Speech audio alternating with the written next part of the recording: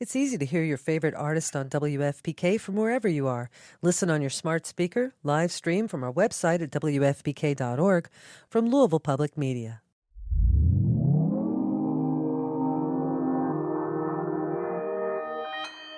Consequence Podcast Network.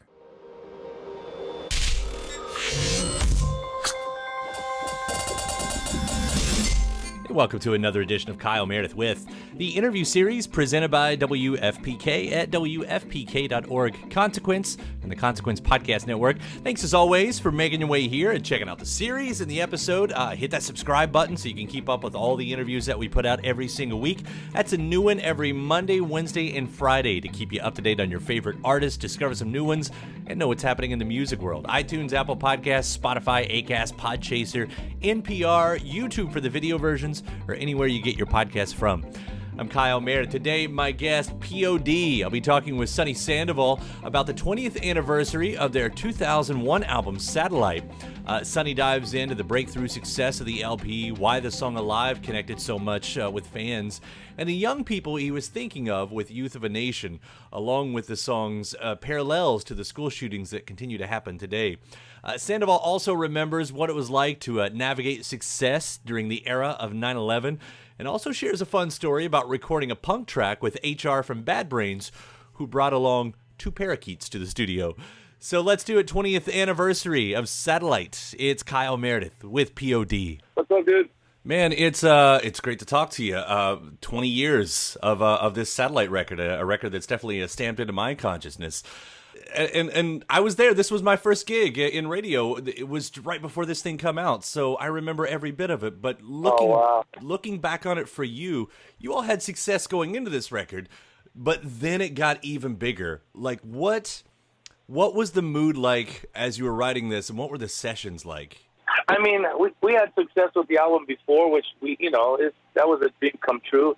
So when we went into writing this record, we knew that we earned every single one of those fans. You know what I mean? We were just an underground band, and when that record went platinum, we were like, okay, we earned every single one of them. They're going to come with us to the next album, and we just went in, and it was more of okay, we really are in the rock industry now. We wanted to focus on writing, catchy songs and a little bit more hooks, try a little bit more singing, and that's what we did.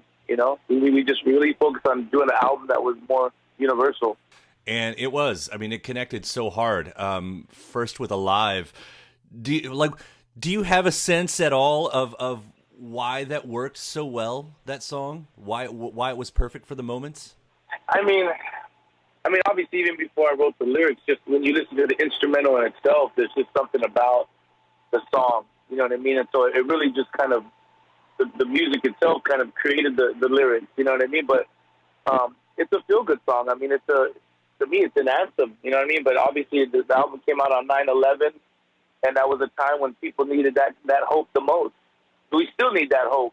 I mean, I think that's why that song is kind of it's lasted this 20 years. You know what I mean? It offers hope, Yeah, and I know that was a big part of the story, 9/11, obviously. I mean, as it was for any record that was released right around that time. Yeah. Was it tricky navigating those waters? I guess, how do you say that? Having success at a time when something like that is going on in the country? We were excited that we were releasing our record, and at the time, I think Alive was already #1 at rock radio and MTV, TRL, and then 9/11 happened, but it didn't matter. At that time, as excited as we were for our new record, our hearts were with the country. Our hearts were with the people, with New York City, and so it didn't matter, but it just happened to be that our band being the way we are, and we want to be a band that inspires. We are a band of love and hope, of faith, and it just happened to kind of rise to the top through those crazy times. Well, the other side of the happiness, I think, was the single "Youth of the Nation," which is still such a powerful song. There, I don't know if it's changed for you as you look back, but when you look back from now, like, who were you speaking to? What was the state of the youth, I guess? Well, I mean, obviously it was 20 years ago, but I think it's just as, if not more relevant today, But we always kind of were in that, even when Columbine happened and stuff like that, we were just a independent band, touring. And I remember doing like a kind of like a healing punk rock show, you know what I mean, for like the kids and of that school, and we were all young ourselves, you know what I mean. So we just kind of had this tie. But when we were writing the record, we were 2 blocks away from Santana High School in Santee, outskirts of San Diego. And so we were writing the record, and all of a sudden we take a break, coffee break, we go outside, and there's helicopters and ambulance and cops and things going on. And so we rush back into the studio, we turn on the TV, and we see that, you know, in real time, there was a shooting going on 2 blocks down at the high school. And so, you know, here we are, sad. We don't even want to write music. We're like, what's going on? And then, but we did. That's what we were there for, was to write music. And so we just, in our kind of somber sadness, we write this song. We were like, man, we got to talk about the young people. What's going on with young people, you know?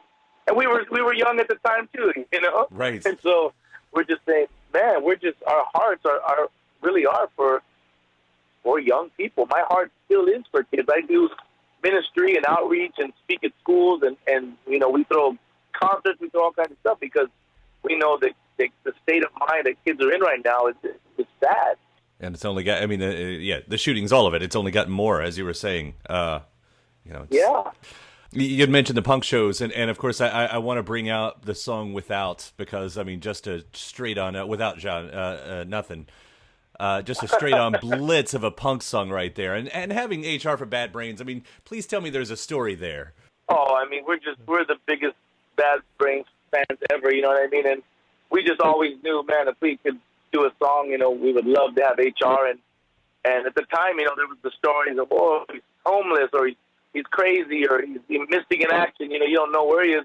But somehow, some way, our A&R got a hold of him, and he came to the studio. And we had met him a long time ago. You know what I mean? I don't know if he ever remembered us or not, but he came into the studio. We were like, it was like awaiting royalty, you know. And we just waited. He came in and he walked in, and he had this big old kind of Haile Selassie headdress, and he walked in with a small parakeet cage with 2 parakeets, walked straight past us, put his birds down on the table, and then walked in the studio and was just like, okay, what do you guys want me to do? It's amazing. Well, it's been fun hearing the anniversary stuff on here too, with the demos. I mean, Don't Try to Play Me Out, it really sounds like it's telling your story. And Armageddon, I mean, which would have been, I guess, really different from the rest of the album. Yeah, for sure.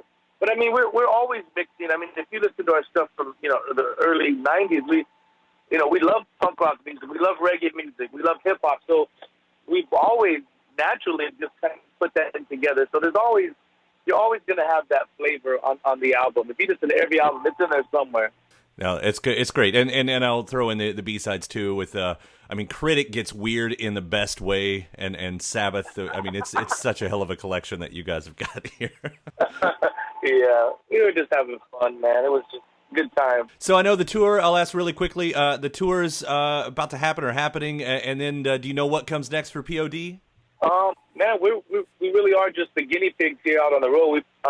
We're just navigating our way through all the kind of mandates and what's going on in our world right now with people's concerns with COVID. And so we're just trying to do a rock show, you know what I mean? We're going to be here, and we want everybody to come out and have fun, but we understand at the same time everybody's concerned. So for the people that do show up, we're doing a rock show. And after this, I think, we'll probably go back home and kind of wait just to see how tour life goes. But we're going to be writing in the meantime, and then just ready to do it all over again. Well, Sonny, congratulations on 20 years of such a powerful record with Satellite. It's been great talking to you today, too. Thanks. Thank you so much, man. My thanks to Sonny Sandoval again. P.O.D., the 20th anniversary of Satellites is out now. Thanks to you as well for checking out the episode.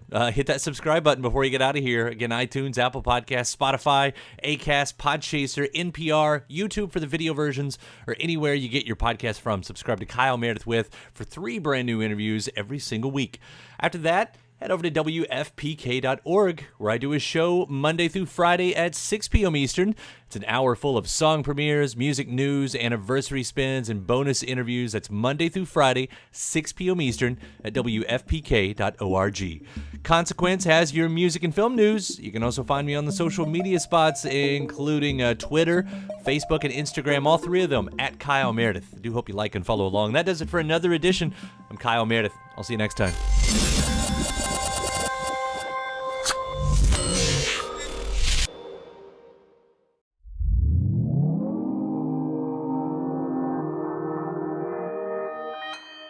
Consequence Podcast Network. It's easy to hear your favorite artist on WFPK from wherever you are. Listen on your smart speaker, live stream from our website at WFPK.org, from Louisville Public Media.